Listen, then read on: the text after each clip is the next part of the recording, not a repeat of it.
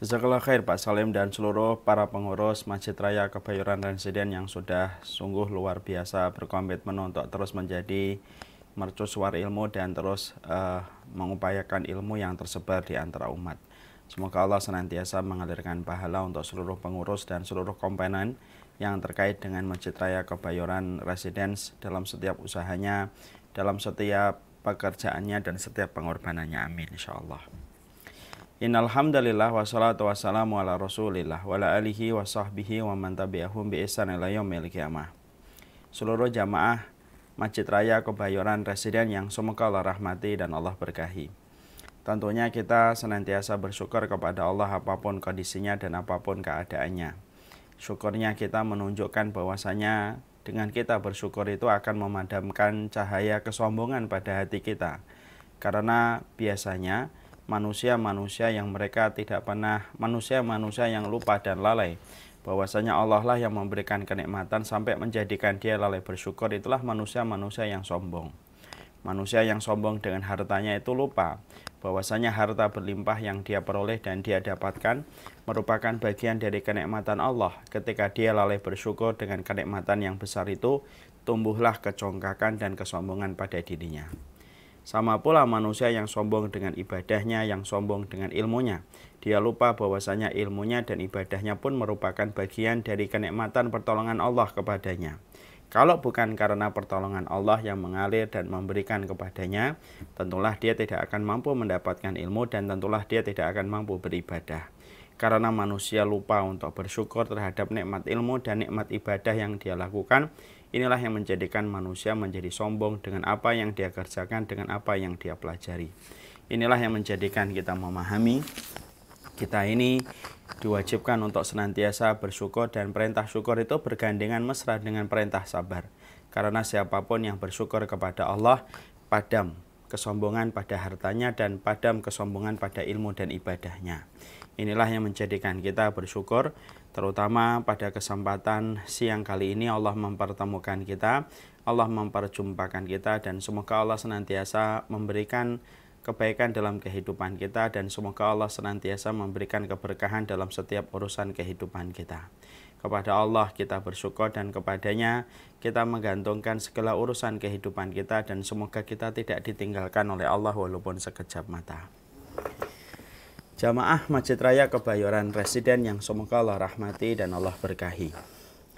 Kemarin dan beberapa kesempatan yang terakhir saya menyampaikan tentang satu mukaddimah, yaitu tentang perkataan salah satu sahabat ketika dia ditanya sama orang-orang Romawi, apa rahasia kekuatan pasukan Islam sampai begitu luar biasa di dalam perjuangan dan di dalam peperangan.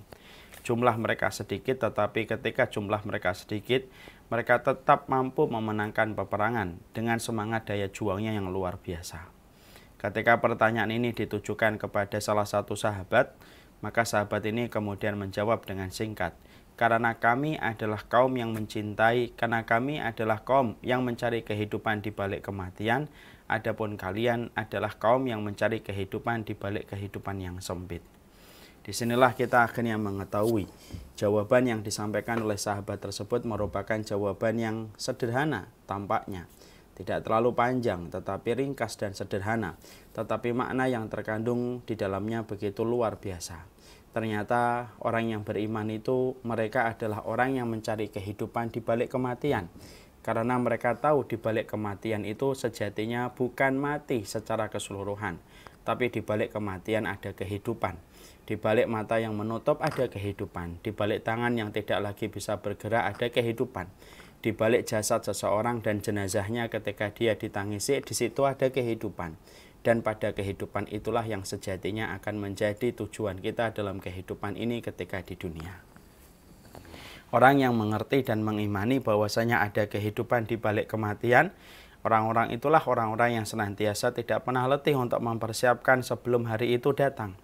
Mereka betul-betul melakukan semua yang mereka bisa lakukan karena mereka tahu pada kehidupan di dunia hanyalah batu loncatan untuk menuju kepada kehidupan berikutnya, yang sejatinya pada kehidupan berikutnya mereka akan betul-betul mengalami satu kehidupan yang panjang, yang tidak mengenal kata cuti dan tidak mengenal kata finish. Pada perkara itulah sejatinya kita berlomba-lomba. Pada perkara kehidupan di balik kematian, pada disitulah kita harusnya senantiasa berupaya supaya kita termasuk orang-orang yang mendapatkan kelapangan dalam urusan kita ketika kita mendapatkan kehidupan di balik kematian kita. Semoga inilah yang menjadikan kita akhirnya paham kenapa kita mempelajari kitab At-Tadhkirah. Karena kitab ini merupakan kitab yang menyajikan setiap informasi dari ilmu yang disampaikan oleh Allah, dari setiap ilmu yang disampaikan oleh Nabi, supaya betul-betul kita mengetahui, supaya betul-betul kita memahami apa yang kita pahami dan apa yang kita ketahui, bagaimana kehidupan kita di balik kematian. Karena perkara itu pasti kita akan berjodoh. Inilah yang menjadikan kita mengkaji kitab At-Tadhkirah, sebuah kitab yang sejatinya apabila kita renungkan mampu menjadi alasan hidupnya hati kita, mampu menjadi alasan lembutnya hati kita kembali. Karena pada kematian ada hati yang hidup. Karena pada kehidupan yang berkubang kemaksiatan, di situ ada kematian hati. Dan kita pingin sekali hati kita menjadi hidup ketika kita sering-sering mengingat kematian, supaya ketika hati kita hidup, kita akan mempersiapkan bagaimana kematian itu ketika akan datang pada kehidupan kita ketika sudah berjodoh dengannya.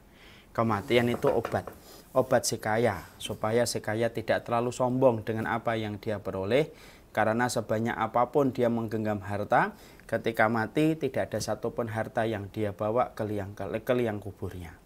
Sesungguhnya kematian juga obat bagi si miskin. Kenapa kematian obat bagi si miskin? Supaya yang miskin ketika mereka mengalami getirnya dan pahitnya kehidupan mereka, mereka tahu sepahit apapun, segetir apapun yang dia dapatkan, maka sesungguhnya ketika datang kematian akan selesai. Dan itulah yang menjadikan kita memahami pada kehidupan kematian, di situ ada kehidupan hati dan jiwa kita. Sekarang mari kita buka halaman 196. Bagi yang membawa buku, tolong dibuka bukunya. Kita akan bicara pada halaman 196, 198, 200 sampai 203. Inilah yang akan coba kita pahami menjadi satu bab. Walaupun sebenarnya ada dua bab, tapi kita jadikan satu. Karena bab yang sebelumnya sangat berkaitan erat pada bab berikutnya. Sehingga untuk mudah memahamkan kepada kita, kita jadikan satu. Kita tentunya paham bahwasanya setiap dari kita pasti akan berjodoh dengan kematian. Mungkin kita tidak berjodoh dengan fulan, mungkin kita tidak berjodoh dengan fulanah.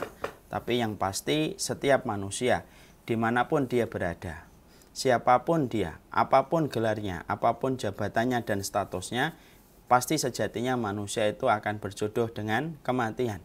Karena kematian merupakan sebuah ketentuan yang akan mempertemukan kita dengan rumah minimalis yang kita akan kunjungi dan kita akan singgahi, yaitu halte kita yang pertama di dalam kuburan, di dalam sebuah lubang liang lahat yang disiapkan untuk kita ketika kita menutup mata.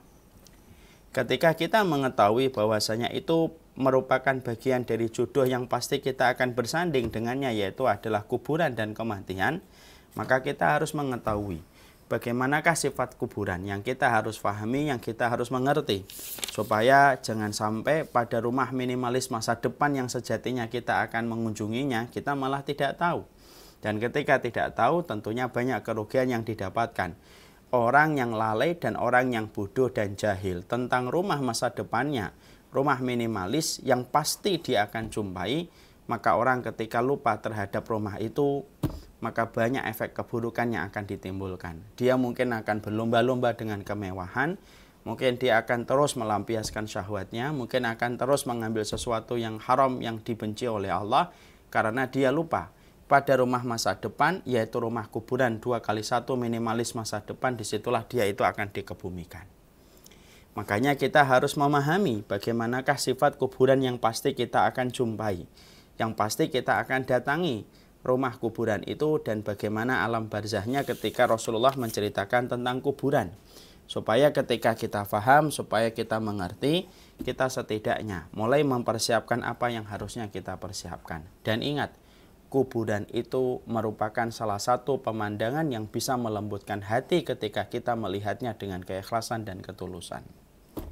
Berapa banyak gundukan tanah kuburan bisa menjadikan orang meneteskan air mata. Berapa banyak gundukan tanah kuburan bisa membuat orang itu bertaubat dan meninggalkan dosanya.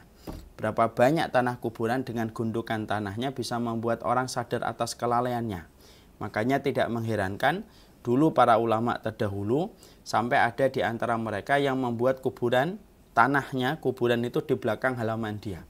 Kalau dia merasa berat, kemudian mulai merasakan kenikmatan pada dosa yang dilakukan olehnya, dia pergi ke belakang halaman rumahnya, dia tidur di lubang liang lahat yang dia telah buat. Ketika dia tidur pada lubang liang lahat itu, dia berkata kepada dirinya, inilah tempatmu nanti, yang pastinya kamu akan seorang diri di tempat ini. Kalau kamu tidak melakukan ketaatan, maka ini akan menjadi lebih sempit daripada kesempitan yang sedang kita rasakan. Kalau kamu melakukan ketaatan, maka sesungguhnya dia akan dihamparkan oleh Allah dan diluaskan sejauh mata memandang. Perkataan dia di dalam liang lahat itu menjadikan hatinya berubah. Kalau sudah merasa lembut kembali, dia keluar dari liang lahat yang ada di belakang halaman rumahnya, dia melakukan ketaatan.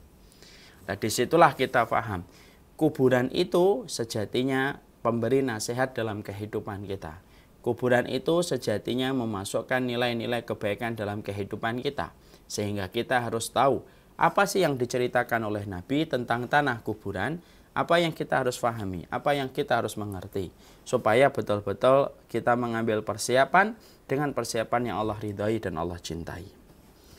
Maka setidaknya kemudian ada 3 kondisi yang diceritakan oleh Rasulullah Shallallahu Alaihi Wasallam ketika beliau menceritakan tentang kuburan dan alam barzah. Yang pertama, yaitu kemudian sesungguhnya kuburan itu akan memiliki celah dengan himpitan yang luar biasa. Jadi sesungguhnya ketika seseorang itu meninggal dunia, ketika dia telah dicabut ruh dari jasadnya, maka pada saat itu kondisi yang pertama, setiap orang yang meninggal dunia pasti akan melewati sebuah celah yang sempit. Pada celah yang sempit itu dia akan merasakan kesempitan ketika dia melewati alam barzah sebelum dia akan mendapatkan berbagai macam ujian pada kehidupan alam barzahnya. Dan sesungguhnya celah yang sempit ini merupakan celah yang akan dilewati baik itu orang solih ataupun dia tidak solih, baik orang dewasa ataupun tidak dewasa. Setiap orang, apapun kondisinya dan apapun keadaannya, maka sesungguhnya betul-betul dia itu akan merasakan celah yang sempit yang pasti akan dirasakan dan pasti akan dilewati setiap manusia ketika dia meninggal dunia. Mana dalilnya Ustadz? Bahwasanya manusia itu ketika mereka berpindah ke alam barzah, dia akan melewati satu celah, satu lubang yang begitu sempit. Dan itu mengenai kepada setiap orang. Maka dikatakan di dalam satu hadis yang diriwayatkan dari Abdullah bin Umar radhiyallahu anhuma. Dalam satu riwayat Imam An-Nasai, Rasulullah Shallallahu Alaihi Wasallam bersabda, "Hadzal ladzi taharraka lahu arsyur rahman." Yaitu ketika salah satu sahabat namanya adalah Sa'ad bin Mu'adz itu meninggal dunia. Sa'ad bin Mu'adz adalah salah satu sahabat Ansor yang beliau itu Masya Allah memiliki kedudukan yang begitu istimewa di hati Nabi. Dan tentunya memiliki ketakwaan yang luar biasa. Tahukah kita Sa'ad bin Mu'adz itu Masya Allah meninggalnya itu mengguncangkan arsy-Nya Allah. Yaitu Sa'ad bin Mu'adz. Dan kita harus paham kematian Sa'ad bin Mu'adz itu luar biasa diperlihatkan salah satu bentuk karomahnya Allah kepada Sa'ad bin Mu'adz. Jadi Sa'ad bin Mu'adz itu ketika mengikuti perang Khandaq yaitu perang Ahzab, salah satu perang yang paling menegangkan dan membuat takut para sahabat yaitu adalah perang Khandaq. Ketika pada saat itu ada salah satu orang musyrik namanya Ibnu Abi Ariqah. Memanah dia ke arah kaum muslimin dan yang terkena adalah Sa'ad bin Mu'adz ke salah satu bagian tangannya. Cerep. Ngucur deras-deras. Maka ketika Sa'ad bin Mu'adz itu melihat aliran deras di tangannya setelah tertancap panah yang dilesatkan oleh Ibnu Abi Ariqah, maka Sa'ad bin Mu'adz itu berdoa. Doanya adalah, ya Allah, kalau memang masih ada urusan Nabi dengan Yahudi Bani Quraidah yang belum selesai, maka hidupkanlah aku dulu ya Allah, sampai aku membantu Nabi menyelesaikan masalah beliau dengan pengkhianatan Bani Quraidah.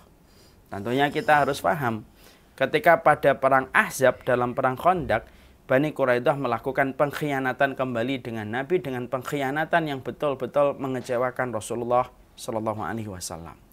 Maka ketika Sa'ad bin Mu'adz berdoa dengan semacam itu, aliran darah yang begitu deras yang mengalir ketika tertancap panah, seketika darah itu berhenti dan langsung menjadi kering. Dicabut itu sama Sa'ad bin Mu'adz. Dan betul, ternyata Rasulullah setelah perang Ahzab ketika orang-orang musyrik yang mengepung kota Madinah diporak-porandakan oleh Allah dengan angin, Nabi memberikan perintah kepada para sahabat, pergilah kalian ke Bani Quraidah atas pengkhianatan mereka. Pergilah itu kemudian para sahabat ke Bani Quraidah, dikepunglah mereka. Dan tahukah kita siapa yang ditunjuk untuk menjadi penengah antara Rasulullah dan kaum muslimin dengan Bani Quraidah? Sa'ad bin Mu'adz, sampai Sa'ad bin Mu'adz menetapkan keputusan dengan tegas. Maka setelah keputusan Sa'ad bin Mu'adz membantu menyelesaikan masalah antara Nabi dengan pengkhianatan Bani Quraidah, maka Sa'ad bin Mu'adz itu berdoa kembali, ya Allah, kalau memang tidak ada lagi urusan yang aku harus bantu dengan Nabi Shallallahu Alaihi Wasallam, maka wafatkanlah aku kalau memang sudah datang takdir dan ajalku. Maka darah yang asalnya mengucur, darah yang asalnya sudah kering, tiba-tiba mengucur kembali dengan begitu deras. Sampai akhirnya lemaslah Sa'ad bin Mu'adz dan meninggallah Sa'ad bin Mu'adz. Ketika meninggalnya Sa'ad bin Mu'adz, perhatikan kata Rasulullah, hadzal ladzi taharraka lahu rahsyur rahman wa futihat lahu abwabus sama. Itulah orang yang menyebabkan arsy Allah berguncang ketika meninggal dunia. Masya Allah. Jadi Nabi mengatakan ini loh orang yang membuat kematiannya itu membuat arsy Allah itu berguncang. Wa futihat lahu abwabus sama. Lalu dibukakan pintu-pintu langit untuk menyambutnya, ruhnya itu. Wa syahidahu asab'una alfa minal malaikat. Disaksikan 70.000 malaikat. Ibaratnya satu stadion, semuanya mengelilingi untuk menyambut Sa'ad bin Mu'adz ketika meninggal dunia. Laqad dhammatan summa furija anhu. Walaupun sudah sedemikian kebesar keutamaan Sa'ad bin Mu'adz, arsy-Nya Allah berguncang, disaksikan 70.000 malaikat, maka kata Nabi, laqad dhammatan.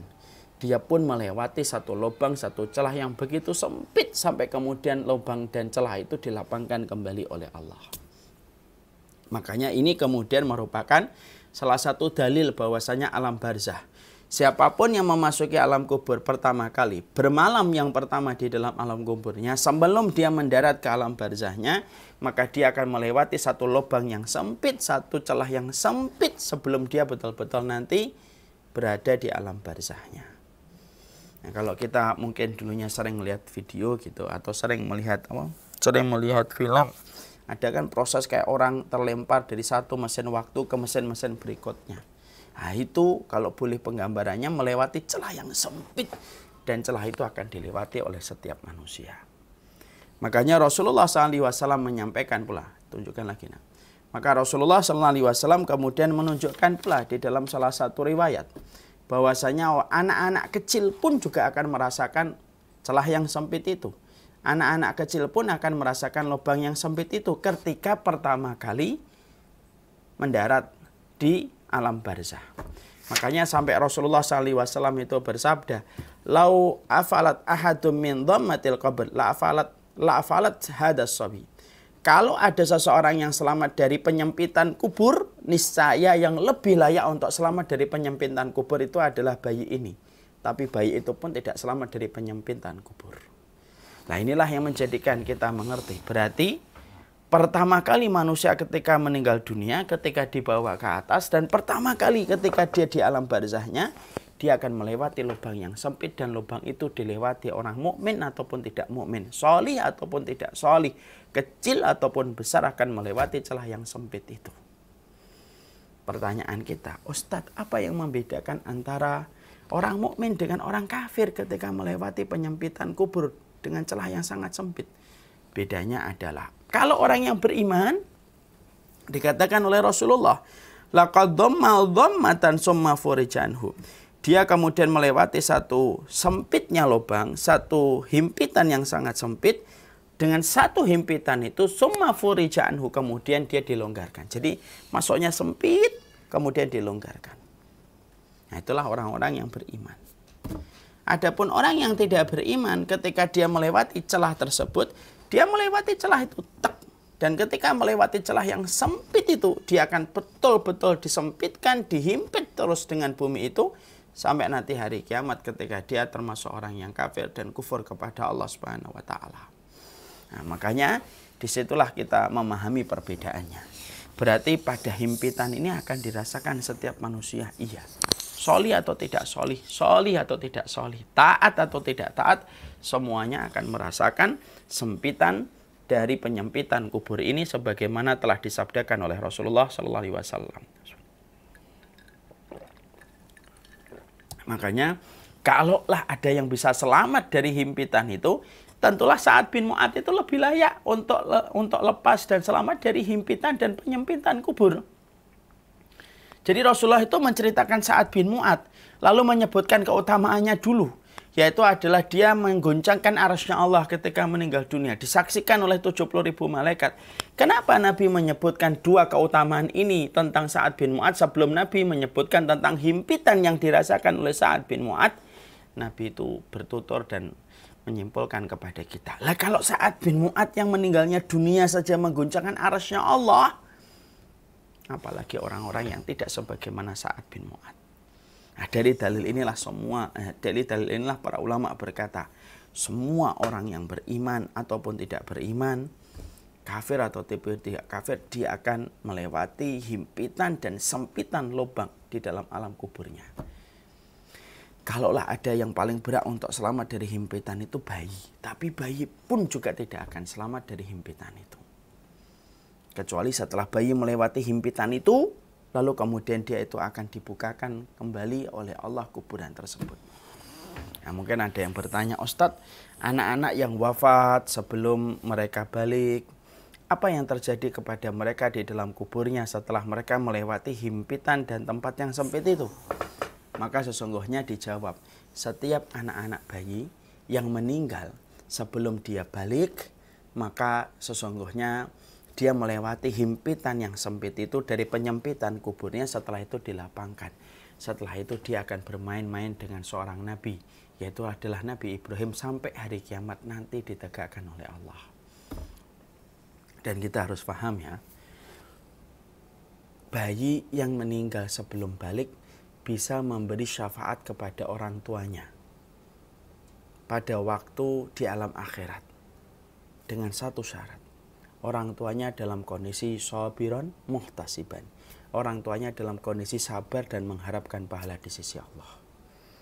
Kalau orang tuanya itu sabar dan mengharapkan pahala di sisi Allah, dia tetap mampu untuk ridho kepada keputusan Allah, walaupun telah ditinggalkan dan diwafatkan anaknya yang masih belia, maka sesungguhnya keutamaannya besar. Makanya Masya Allah sampai para ulama dulu karena mengerti keutamaan-keutamaan yang besar yang mereka dapatkan ketika mereka menjumpai orang tua yang ditinggalkan anaknya, sampai mereka itu berkata begini, untuk menunjukkan besarnya keutamaan orang yang ditinggalkan anaknya. Lau mata ibni, cobalah anakku itu mati saja. Bukan untuk berdoa supaya betul-betul anaknya mati. Perkataan para ulama dulu, cobalah anakku mati saja, itu untuk menggambarkan betapa besarnya keutamaan mereka yang mampu sabar dan mengharapkan pahala di sisi Allah ketika mereka diwafatkan anak-anak mereka sebelum usia balik. Masya Allah. Makanya salah satu cobaan paling berat yang bisa dirasakan oleh seorang laki-laki dan seorang ibu itu apa? Yaitu adalah ketika ditinggalkan anaknya. Setiap orang tua itu selalu membayangkan bahwasanya merekalah yang kemudian akan menaburkan tanah di jasad anaknya. Dan setiap orang tua itu berandai-andai bahwasanya anaknya akan menaburkan tanah di dalam jasadnya. Tidak ada orang tua yang mau berandai-andai bahwasanya dia akan menaburkan tanah di jasad anaknya.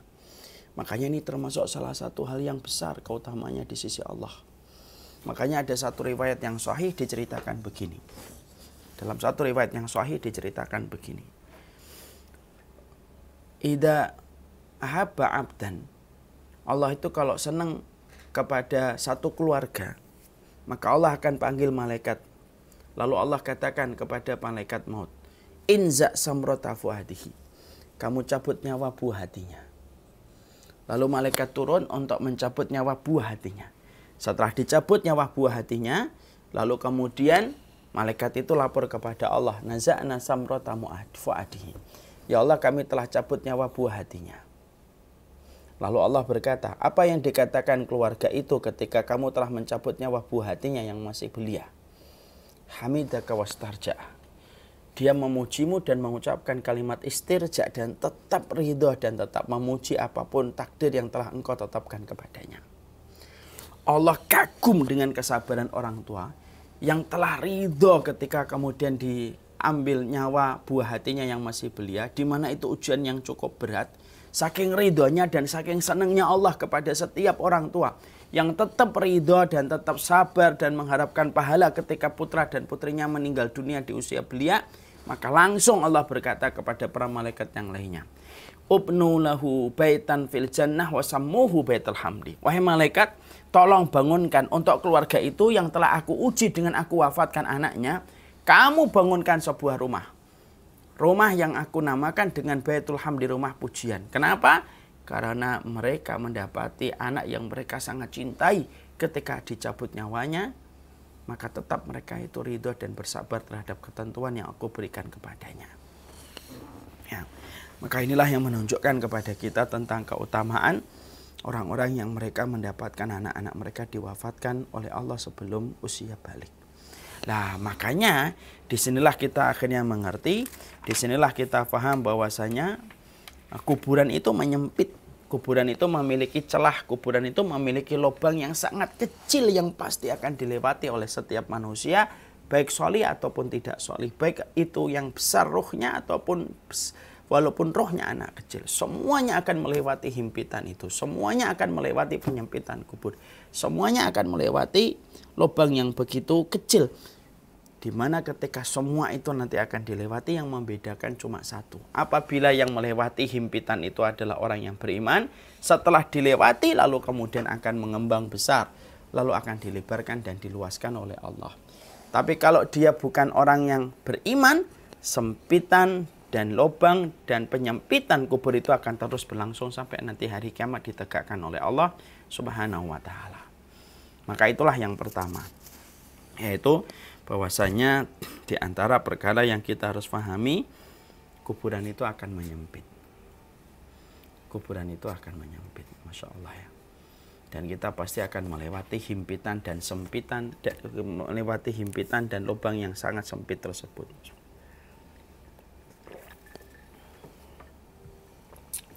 Ya. Semoga Allah memberikan kepada kita keselamatan dalam urusan kuburan kita. Allahumma inni a'udzubika min adzabi jahannam wa min adzabil qabri wa min syarri fitnatil mahya wal mamat wa min syarri fitnatil masiihid dajjal. Itu yang pertama. Yang kedua, para ulama lalu menerangkan kondisi yang kedua dari alam kubur itu gelap. Ya. Maka sesungguhnya dia begitu gelap sebagaimana diterangkan dalam banyak hadis-hadis yang sahih dari Bara bin Azib dan para ulama-ulama yang lainnya. Maka sesungguhnya pertama kali akan datang ke dalam kuburan itu, selain dia melewati penyempitan kuburan, melewati lubang yang sangat kecil yang akan merasa berat ketika melewati tempat yang sekecil itu, maka selain itu akan mendapati kuburan itu akan begitu gelap. Ya. Makanya semua kuburan pertama kali ketika didatangi itu adalah gelap. Yang mampu meneranginya hanyalah satu, amal solih yang diterima oleh Allah pada konteks ketika dia dalam kehidupan di dunia. Amal soleh sholat akan menjadi cahaya. Makanya sampai kemudian Rasulullah mengatakan as-sholatu nurun. Sesungguhnya sholat itu cahaya, sedekah itu cahaya. Maka pada dasarnya sesungguhnya ketika kita beramal solih dengan sholat kita, beramal solih dengan puasa kita, beramal solih dengan ketaatan kita, itulah alasan bagi Allah untuk membuat penerangan pada kehidupan kubur kita sesuai dengan amal solih yang kita lakukan di dunia. Semua amal soleh itu pada dasarnya bisa menerangi kuburan. Di mana kuburan itu ketika diisi dengan amal soleh, maka amal soleh itu akan berubah menjadi cahaya-cahaya yang menerangi setiap ruh ketika berada di dalam kuburnya.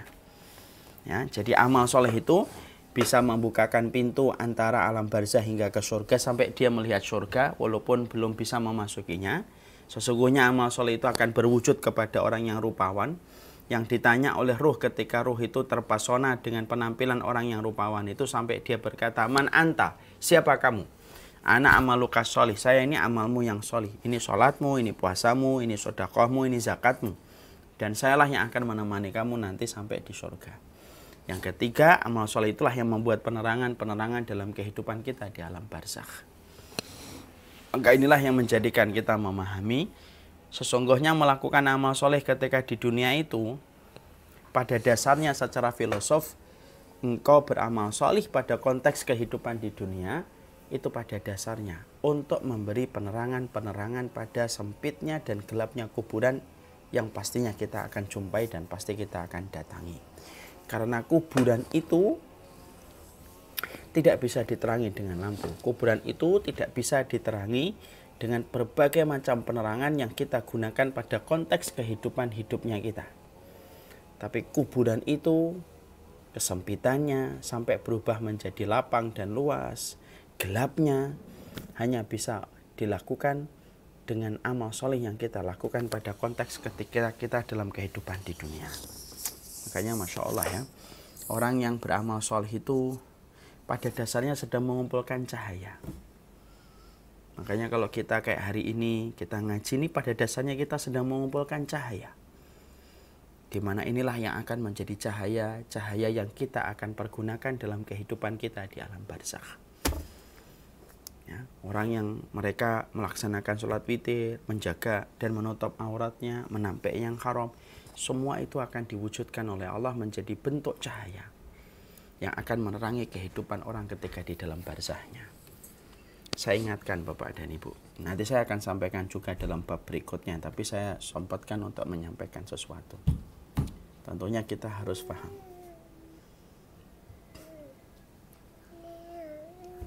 Insya Allah. Sebentar ada gangguan sedikit.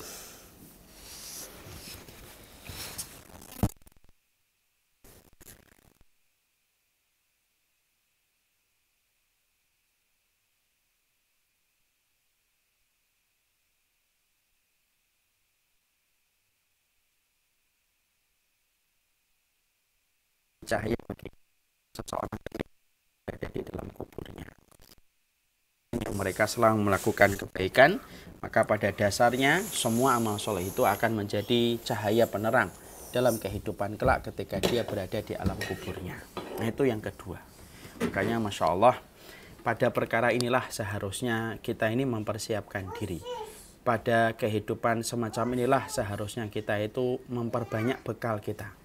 Terkadang kita itu sering memikirkan kehidupan kita di atas tanah, tapi kita lupa untuk memikirkan kehidupan kita di bawah tanah, yaitu ketika kita meninggal dunia. Banyak orang yang sering berpikir hidup yang enak, tetapi ternyata dia lupa untuk berpikir bagaimana mati yang enak. Padahal pada dasarnya yang kita butuhkan itu bukan hanya hidup yang enak, tapi yang lebih penting daripada hidup yang enak adalah mati yang enak ketika dilapangkan dan diberikan cahaya kuburan kita. Makanya para ulama berkata, tidaklah orang itu bermaksiat kecuali dia sendiri yang mengumpulkan kegelapan yang akan dia temui pada kehidupan alam kuburnya. Dan tidaklah dia berbuat baik kecuali dia itu sebenarnya sedang mengumpulkan cahaya-cahaya yang akan menjadi penerang dalam kuburnya. Orang yang tahajud, dia sedang mengambil satu cahaya. Orang yang sedekah, dia mengambil satu cahaya. Orang yang menimba ilmu, dia mengambil satu cahaya. Orang yang memberikan bantuan kepada yang membutuhkan, dia kemudian menyimpan satu cahaya. Semuanya akan menjadi cahaya yang sejatinya akan dipakai untuk menerangi kuburnya sampai hari kiamat nanti ditegakkan oleh Allah Subhanahu wa taala. Makanya sampai ada seorang ulama yang berkata, berapa banyak manusia yang hidup dalam kondisi yang terang ketika hidup di dunia, tapi begitu gelap ketika mereka di dalam kuburnya. Sebaliknya, berapa banyak manusia itu yang terkadang gelap ketika di dunia karena kemiskinan, dia tidak bisa membayar listrik dan tidak bisa mendatangkan fasilitas listrik, tapi ketika meninggal dunia maka diberikan cahaya di dalam kuburnya. Nah inilah yang menjadikan kita memahami, kita ini berbuat amal solih, kita ini berbuat amar ma'ruf nahi mungkar, kita ini berbuat ketaatan dalam kehidupan kita, simpel dan sederhana. Karena kita adalah kolektor cahaya-cahaya yang harus kita simpan, supaya cahaya yang kita simpan dari amal soleh yang kita lakukan menjadi penerang dalam kehidupan matinya kita ketika berada di dalam kubur dan alam barzakh. Nah, itu yang kedua. Yang ketiga, dikatakan oleh kemudian para ulama. Yang ketiga, para ulama kemudian menyampaikan setelah menerangkan bahwasanya kuburan itu sempit, kuburan itu gelap, kemudian disampaikan pula oleh Imam Al-Qurtubi bahwasanya kuburan itu bisa berbicara. Walaupun ada beberapa hadis yang lemah, tetapi ada beberapa hadis yang sifatnya hasan. Maka sebagaimana dikatakan oleh Abdullah bin Ubaid bin Umar, dia berkata sesungguhnya kubur itu betul-betul menangis dan di dalam tangisannya dia berkata. Jadi kuburan itu dia itu memiliki tangisan dan di dalam tangisan itu dia berkata, aku adalah rumah yang sunyi, aku adalah rumah yang sepi dan aku adalah rumah bagi cacing-cacing yang akan menggerogoti tubuh manusia. Maka disinilah kita akhirnya menjumpai dari apa yang dipaparkan, dijabarkan oleh Imam Qurtubi. Berarti yang ketiga bahwasanya kuburan itu sejatinya dia bisa berbicara. Pada kuburan itulah dia akan berbicara kepada setiap penghuni-penghuni yang didatangkan kepadanya.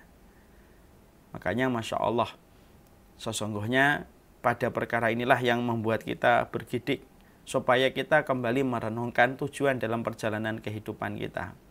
Karena sesungguhnya, Masya Allah ya, kuburan itu merupakan tempat kesepian, tempat kesunyian, dan tempatnya rumah bagi cacing ketika menggerogoti tubuh manusia. Makanya kemudian didatangkan dalam satu riwayat yang lainnya dari Abdullah bin Ubaid bin Umar, dia berkata kepada Abdullah bin Amr bin As. Maka Abdullah bin Amr bin As itu berkata, sesungguhnya kuburan itu berbicara kepada manusia ketika manusia itu baru dimasukkan kepadanya. Jadi dari sebuah asar Abdullah bin Amr bin As, Abdullah bin Amr bin As itu merupakan anaknya Amr bin As. Abdullah bin Amr bin As berkata, ketika manusia itu baru saja dimasukkan, jadi manusia itu dimasukkan ke liang lahatnya, manusia itu ketika pertama kali dimasukkan ke liang lahatnya, maka kuburan itu akan berkata kepada manusia yang baru saja dimasukkan, hai anak Adam, apa yang telah memperdayakan kamu sehingga kamu tidak mengingat aku? Maka kemudian barulah nanti manusia-manusia itu akan terhenyak ketika mereka kaget. Melewati tempat yang sempit, melewati celah yang sempit, melewati kegelapan, ditambah lagi dengan suara dari kuburan ketika berbicara kepada manusia. Sebagaimana asar dan riwayat yang datang dari Abdullah bin Amr bin As. Kuburan itu berkata, apa yang telah memperdayakan kamu sampai kemudian kamu tidak mengingat aku? Makanya betul kan kata Malaikat Jibril ketika memberikan nasihat kepada Nabi dan kepada kita, i'mal masyita fa innaka mayitun. Kamu silahkan berbuat apa aja, tapi ingat ya, kamu nanti sebentar lagi mati. Makanya ketika manusia baru dimasukkan ke alam kuburnya, kuburan itu akan bicara kepada dia. Apa sih yang memperdayakan kamu sampai kamu tuh melupakan aku? Lalu kemudian kuburan itu berkata, tidak tahukah kamu bahwasanya aku ini adalah rumah yang sepi. Aku ini adalah rumah yang gelap. Dan aku ini rumah kebenaran yang akan menjelaskan bagaimana kondisi hidupmu dulu. Dan anak Adam, apa yang telah memperdayakan kamu sehingga tidak mengingat aku? Sampai kamu berjalan di sekitarku ketika masih hidup dalam kondisi congkak. Jadi betul-betul bumi yang kita pijak itu menjadi saksi. Sampai kemudian bumi pun ketika kuburan itu menjadi saksi dimasukkannya anak manusia, kuburan itu pun tahu apa sih yang telah kamu lakukan itu sampai kamu tuh dulu congkak ketika berjalan di sekitarku dan tidak mengingatku sama sekali. Jadi betul-betul apakah kemudian ini bicara? Dalam riwayat-riwayat ini kita mendapati berbicara. Makanya kemudian dikatakan sesungguhnya kuburan itu memiliki lidah yang mampu berbicara kepada setiap manusia ketika baru dimasukkan ke area pekuburan, ketika baru dimasukkan ke area kuburan, ketika dimasukkan ke liang lahatnya. Makanya kemudian di sini sampai dikatakan pula sabda Rasulullah SAW dalam satu riwayat, kuburan itu akan berkata kepada mayit manakala dia dimasukkan ke dalamnya, Celakalah kamu hai anak Adam. Apa sih yang memperdayakan kamu sampai kamu tidak mengingat aku? Apakah kamu tidak tahu, wahai manusia, aku ini rumah bencana, rumah kegelapan, dan rumah cacing. Apa sih yang memperdayakan kamu, wahai manusia? Sampai dulu kami menyaksikan kamu itu kalau jalan itu congkaknya betul. Sombongnya luar biasa. Masya Allah ya. Jadi ternyata tanah kuburan itu menyaksikan yang dilakukan manusia kalau kita melihat riwayat ini. Makanya betul kan kata Allah di dalam surat Az-Zalzalah, yauma idzin tuhaddisu akhbaruha. Bumi itu nanti akan menceritakan tentang semua peristiwa yang terjadi di atasnya. Itu memang betul-betul nanti bumi itu akan menjadi saksi. Apa saja yang dilakukan oleh manusia dalam kehidupan itu. Sampai kemudian bumi itu akan menceritakan. Umar Mita dulu jalan ke sini begini. Fulan ngomongnya begini. Pak Salim dulu ketika berjalan di sini. Semuanya ternyata bumi itu merekam apa yang kita lakukan. Dan bumi itu nanti menjadi saksi tambahan bagi Allah. Berarti kalau kita mendapati ayat yauma idzin tuhaddisu akhbaroha, berarti apa yang dikatakan Abdullah bin Amr bin As ini memang relevan asarnya. Karena apa? Kubur pun akan kemudian berbicara. Makanya kuburan itu ketika menyaksikan manusia lalu lalang melewati kuburan dengan kondisi congkak gitu, sombong, ketika mereka menentang ayat-ayat Allah, maka kemudian bumi itu kemudian akan bereaksi karena mereka adalah makhluknya Allah. Makanya kita sering sekali mendengar, banyak sekali kisah-kisah nyata yang sering kita dapatkan. Bumi itu menyempit kepada orang-orang yang melakukan dosa-dosa besar. Bahkan ada salah satu kisah nyata yang saya dapatkan, ini betul-betul nyata. Dari orang yang betul-betul dia sekuler dan disebut bapaknya sekuler di satu negara. Ketika mati, setiap dimasukkan itu tanahnya menyempit. Setiap habis dikubur, tanahnya menyempit kembali. Setiap mau dimasukkan, tanahnya menyempit kembali. Karena kuburan pun enggan menerima mereka yang melakukan dosa dan sombong di atas tanah itu ketika hidup dalam kehidupan di dunia. Masya Allah. Makanya betul kata malaikat Jibril. Kalau kamu mau melakukan apa saja terserah. Tapi kamu nanti mati loh. Kalau mati itu akan berjumpa dengan tanah kuburan ketika kamu itu tidak bisa ngapa-ngapain. Hari ini mata kita berkedip. Tapi akan datang satu hari mata lagi tidak berkedip. Hari ini kaki kita bisa membuat kita berlari dan kabur dari sesuatu yang kita takuti. Akan datang satu hari kaki pun tidak bisa kita gerakkan. Makanya kemudian itulah yang menjadikan kita memahami. Makanya sering kita kadang-kadang lihat ada kuburan menyempit. Dan berbagai macam kejadian mengerikan. Kadang-kadang Allah perlihatkan beberapa tanda yang semacam itu betul-betul nyata pada orang-orang dan kasus-kasus yang sering kita jumpai itu sejatinya. Untuk menegaskan apa yang sudah disampaikan oleh Rasulullah. Kematian itu merupakan hari pengadilan Allah yang sudah dimulai. Kemudian Rasulullah bersabda, jika yang masuk ke kuburan itu adalah orang solih, maka langsung dijawab malaikat. Jadi kuburan itu langsung berkata ketika dimasukkan, apa sih yang membuatmu dulu melupakan kami? Apa sih yang membuatmu dulu sombong? Tapi ketika yang dimasukkan itu adalah orang solih, maka yang menjawab, membantu menjawabnya itu adalah para malaikat, kata Rasulullah. Malaikat itu akan berkata, tidakkah kamu tahu bahwasanya dia termasuk orang yang telah beramar ma'ruf nahi mungkar selama hidupnya? Ini berarti amar ma'ruf nahi mungkar ini termasuk salah satu di antara amalan besar yang sangat dicintai oleh Allah. Karena malaikat itu menjawabnya apa? Wahai kuburan, apakah kamu tidak tahu orang yang telah dimasukkan kepadamu adalah orang yang hidupnya itu untuk melakukan amar ma'ruf nahi mungkar. Maka Masya Allah ya, nahi mungkar itu luar biasa. Terutama nahi mungkar kepada para penguasa yang mereka telah melakukan perbuatan yang melampaui batas. Ya. Maka kemudian dilanjutkan di sini. Maka kuburan itu berkata, kalau begitu aku benar-benar akan menjadi hijau untuknya. Sedang badannya kembali akan bercahaya. Dan ruhnya akan menghadap kepada Rabbul Alamin. Ini menunjukkan kepada kita, Masya Allah ya, amar ma'ruf nahi mungkar ini luar biasa kedudukannya di sisi Allah. Sampai para malaikat pun akan menjadi pembela. Akan menjadi pengacara bagi setiap orang solih ketika dia meninggal dunia, ketika tanah kubur berbicara kepadanya, maka sesungguhnya malaikat akan menjadi pengacara untuknya dan mengatakan, dia adalah orang yang telah melakukan amar ma'ruf nahi mungkar. Berarti orang solih akan didampingi malaikat yang akan senantiasa menjadi pembela bagi orang-orang yang beriman ketika mereka telah wafat dengan berhadapan banyak perkara. Berhadapan dengan himpitan, berhadapan dengan gelapnya, berhadapan dengan tanah kuburan yang akan menjadi saksi atasnya. Maka itu yang kemudian menjadi perkara yang menjadi renungan bagi kita. Ya.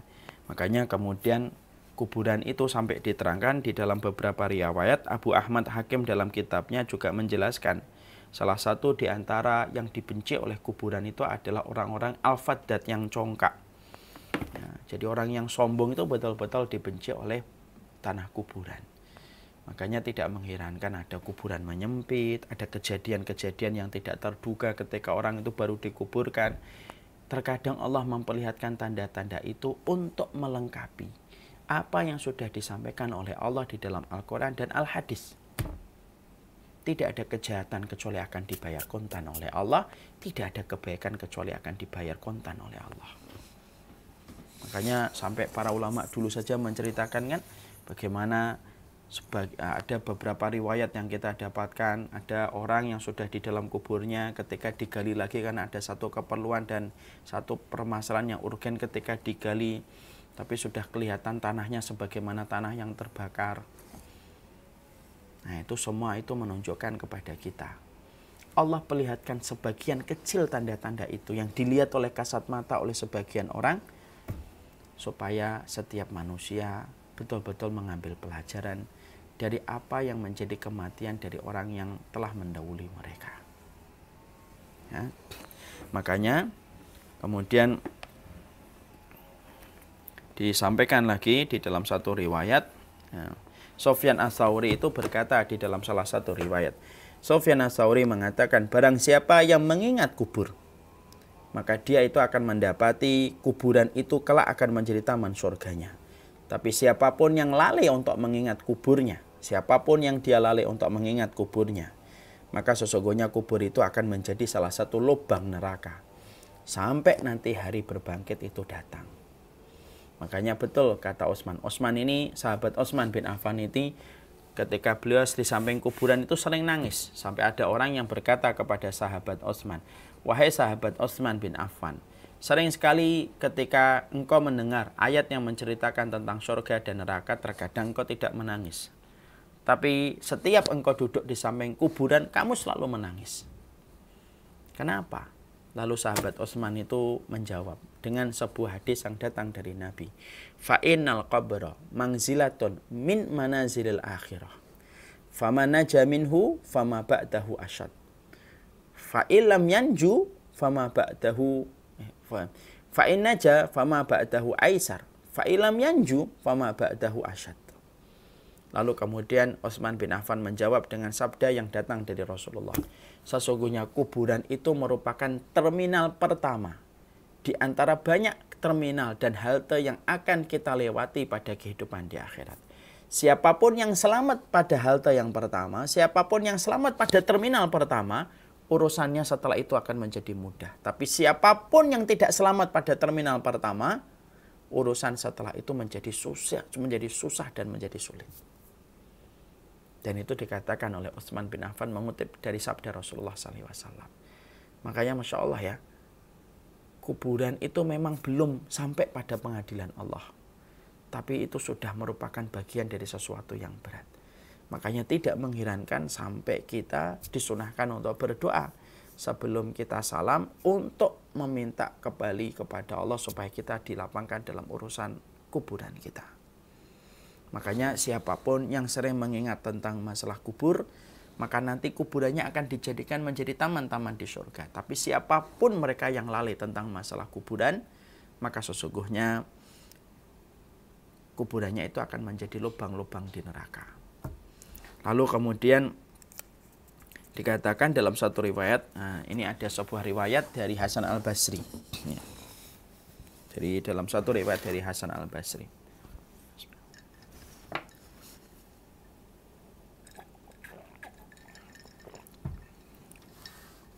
Tolong dibuka halaman 199. Diriwayatkan dari Hasan Al-Basri bahwasanya dia berkata, saya ini pernah mengikuti satu jenazah di belakangnya. Jadi Hasan al-Basri pernah mengikuti satu jenazah di belakangnya. Saya ikuti dia sampai ke lubang kuburnya. Ketika saya mengikuti, dia dimasukkan ke lubang kuburnya. Jadi kita harus paham, Pak. Hasan al-Basri ini merupakan salah satu tabi'in, orang yang hidup setelah masa para sahabat, di mana beliau itu sering sekali menjadikan kematian, tanah kuburan, dan melihat sakaratul maut untuk melembutkan hatinya.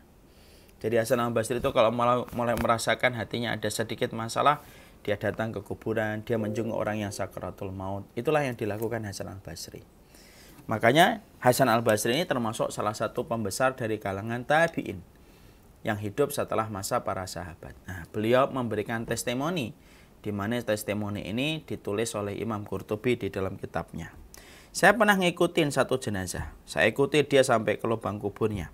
Tiba-tiba seorang perempuan yang ada di belakang berkata, "Hai ahli kubur, kalaulah kalian tahu siapa orang yang dipindahkan kepadamu, niscaya kalian akan tolak." Artinya tiba-tiba orang itu, mungkin perempuan itu mengetahui kejahatan orang ini. Maka perempuan itu berkata di antara kerumunan orang yang akan menguburkan orang tersebut. Perempuan itu berkata, "Kalau kalian tahu siapa yang kalian kuburkan, nescaya kemudian kuburan itu akan menolaknya."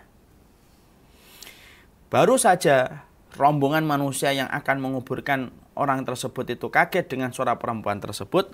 Lalu Hasan al-Basri mendengar suara dari dalam kuburan. Dan di dalam kuburan itu berkata, "Demi Allah, dia dipindahkan kepada kami benar-benar membawa dosa sebesar gunung." Jadi kuburan itu kemudian berkata, dia dipindahkan kepada kami, padahal dia membawa dosa-dosa sebesar gunung. Tapi aku telah diizinkan untuk akan memakannya sampai remuk seluruh tulangnya. Dan Hasan al-Basri yang mendengar suara itu dari dalam kubur. Maka kemudian Hasan al-Basri ketika baru saja mendengar suara tersebut, jenazah yang ada di atas keranda itu kayak bergerak-gerak. Lalu Hasan al-Basri jatuh pingsan melihat pemandangan itu. Ya, nah, tentunya inilah yang menjadikan Masya Allah ya. Ini menerangkan tentang apa yang kemudian disampaikan oleh Imam Qurtubi. Sampai Hasan al-Basri pun kemudian pernah bercerita bahwasanya dia pernah mendengar bagaimana kubur itu berbicara dengan satu perkataan. Sesungguhnya dia membawa dosa sebesar gunung, tetapi aku telah diizinkan untuk melumatnya sampai remuk manusia ini. Sampai Hasan al-Basri jatuh pingsan ketika mendengar yang semacam ini. Nah, ini menunjukkan kepada kita tentang sebuah dalil. Betul-betul luar biasa bahwasanya urusan kematian yang kita harus pahami dan harus kita mengerti. Pada perkara inilah hati kita harus hidup. Pada perkara inilah kita ini harus bersiap-siap. Kuburan itu akan melewati lubang yang sempit. Kuburan itu akan melewati lorong yang sempit betul. Sebagaimana kuburan itu gelap betul. Sebagaimana pula kita mendapati sesungguhnya kuburan itu pun berbicara kepada orang-orang yang baru dimasukkan. Makanya Masya Allah ya. Di samping kejadian ini, saya mungkin di antara Bapak dan Ibu pernah mendengar ada seorang ulama namanya Abdurrahman An-Najjar. Itu salah satu ulama yang Masya Allah, beliau itu menjadi ulama disebabkan gara-gara tanah kuburan. Gara-gara tanah kuburan dia bisa menjadi ulama. Dalam satu muhadharah seorang syekh itu diceritakan, ada seorang penggali kubur. Dia kerjanya itu menggali kubur. Sampai pada satu waktu dia didatangi seorang wanita yang berkata, "Pak, tolong galikan kuburan untuk keluarga saya." Maka saya galikan kuburan. Setelah saya galikan dan saya sempurnakan galian kuburan itu, datanglah keluarga sang wanita yang meminta saya untuk menggalikan kuburan itu. Dan ketika orang tersebut mau dimasukkan, aku betul-betul melihat satu pemandangan yang tidak dilihat setiap orang yang ada di situ kecuali aku yang melihat. Tiba-tiba tanah kuburan yang baru saja aku cangkul, aku melihat pemandangan yang indah betul. Dan orang yang dimasukkan itu telah dijemput dengan satu makhluk yang betul-betul bercahaya dan membawa ke tempat yang sangat indah. Dan tidak ada yang melihat kejadian itu kecuali adalah saya. Setelah itu kemudian kita menguburkan jenazah itu, dan saya terbengong-bengong dengan apa yang saya perhatikan. Beberapa waktu kemudian, sang wanita itu datang kembali kepada saya dan kembali berkata, "Pak, ada lagi yang meninggal, Pak. Tolong galikan kuburan." Lalu kemudian sang penggali kubur itu penasaran dengan ibu tersebut dan berkata, "Saya tidak akan menggalikan kuburan sampai kamu ceritakan siapa orang yang kamu kuburkan beberapa waktu yang lalu ketika aku menggalikan kuburan, karena aku melihat pemandangan yang luar biasa." Perempuan itu sembari bersedih meneteskan air mata berkata, "Itu adalah anakku dan dia adalah penuntut ilmu yang solih dan baik." Penggali kuburan itu terhenyak. Setelah itu akhirnya karena sudah diberitahu tentang kondisi yang sebelumnya, dia akhirnya menggalikan kubur kembali. Setelah itu didatangkan kembali jenazah yang kedua. Dan ketika akan dikuburkan, dia melihat pemandangan yang sama persis sebagaimana yang pernah dia lihat ketika menggalikan sebelumnya. Sampai dia pingsan karena melihat kejadian itu hanya seorang diri. Lalu kembali dia datang kepada perempuan itu, dan ketika datang kepada perempuan itu dia kembali bertanya, "Siapa lagi yang aku kuburkan? Karena aku melihat pemandangan yang sama sebagaimana pemandangan sebelumnya." Lalu perempuan itu dengan sedih dan tetesan air mata berkata, "Itu adalah anakku berikutnya, anakku yang lainnya. Pekerjaannya adalah penebang pohon, ya, tukang kayu dia. Lalu kemudian dia tidak bisa mencari ilmu sebagaimana adiknya, tapi dialah yang membiayai adiknya untuk kemudian sekolah dan kemudian membiayai adiknya untuk menimba ilmu. Dan dia relakan untuk bekerja, mengumpulkan keringat demi keringat supaya bisa membiayai hidup adiknya ketika mencari ilmu." Maka Masya Allah, Syekh Abdurrahman ini kemudian nangis betul. Selama dia itu menjadi penggali kubur, barulah dia melihat kejadian itu. Pergilah dia kepada ulama yang menjadi guru dari orang yang dia kuburkan itu. Di situ dia betul-betul belajar. Sampai akhirnya beliau menjadi ulama namanya Syekh Abdurrahman. Dari seorang penggali kuburan yang mendapatkan satu hal dari apa yang dia lihat di tanah kubur. Karena terkadang para ulama salaf itu berkata, kadang-kadang Allah memperlihatkan satu dua kejadian di dalam kubur untuk menambah keimanan orang-orang yang beriman dan mengambil ibrah dari apa yang terjadi. Makanya kadang-kadang kan kita sering mendengar sebuah kisah ada kuburan disempitkan. Ada kuburan yang betul-betul tiba-tiba mengeluarkan bau yang wangi. Bermacam-macam kadang-kadang kita sering dengar. Kalaulah itu benar adanya, maka itu menambah keimanan kita. Bahwasanya nikmat kubur itu sejatinya ada dan adab kubur itu sejatinya ada. Makanya kubur itu setidaknya ada 3 yang jarang orang itu tahu. 1, ada kesempitan yang sangat sempit dan lubang yang sangat kecil, yang dilewati setiap ruh ketika dia itu pertama kali menuju ke barzakh. Gelap dan hanya bisa diterangi dengan amal soleh yang kita lakukan ketika di dunia. Dan yang ketiga, kuburan itu berbicara kepada setiap manusia yang dimasukkan kepadanya. Ingatlah apa yang dikatakan oleh seorang ulama. Berapa banyak orang ketika hidup, di mana-mana dia itu terang. Tapi tepat ketika mati, di mana-mana akan menjadi gelap baginya. Tapi ada banyak manusia yang terkadang di mana di dunia dia tidak layak mendapatkan penerangan karena mungkin kemiskinannya. Tapi tepat ketika meninggal dunia, seluruh kuburannya itu diterangkan oleh Allah Subhanahu wa taala. Wassallallahu ala nabiyina Muhammad. Pada perkara inilah kita ini berlomba-lomba untuk mendapatkan apa yang terbaik pada kehidupan kita. Terkadang kita fokus memikirkan kehidupan kita di atas tanah, tapi kita lalai untuk memikirkan kehidupan kita di bawah tanah. Pada kehidupan di bawah tanah itulah harusnya kita mengambil ibrah. Pada kehidupan di bawah tanah yang pasti kita akan berjodoh, hendaklah kita mempersiapkan diri kita. Ini yang dapat saya sampaikan dalam pertemuan hari ini. Sudah jam 11:05. Kita masih lanjutkan dengan tanya jawab sebelum nanti sampai mungkin 11:30. Wassalamualaikum fikum. Saya serahkan kembali kepada Ustadz Salim mewakili dari Masjid MRKR di Bintaro.